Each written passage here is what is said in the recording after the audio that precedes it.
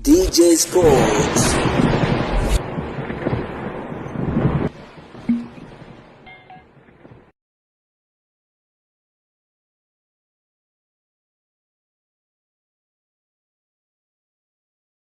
Bwana, leo tumepata kushuhudia vema kabumbu ambayo ilikuwa ikikutanisha kati ya Young African, bingwa mtetezi wa ligi kuu soka Tanzania bara, dhidi ya Simba Sports Club, na tuliweza kuzihesabu zile dakika 90 kuanzia moja mpaka dakika 90, na tuweza kuona kwamba mchezo huo uliweza kumalizika kwa sare ya bila kufungana. Lakini hapa kuna tukio kubwa ambalo limeweza kuzua gumzo kweli kweli katika social network mbalimbali, hasa mara baada ya striker wa klabu ya soka ya Simba kufanya shambulio hatari kweli kweli na kufunga goli, kisha goli hilo kukataliwa na line 1 mshika kibendera huyu. Tumeweza kushuhudia huko akitafsiri ya kwamba goli liliweza kufungwa na Selemani Mwalimu, basi lilikuwa ni la offside. Tumeweza kuona kwamba wachambuzi mbalimbali wameweza kuzungumza kiundani zaidi kuhusiana na goli hilo, lakini pia tumeweza kuona kwamba kila mchambuzi ameweza kuzungumza kiundani zaidi kuhusiana na uhalali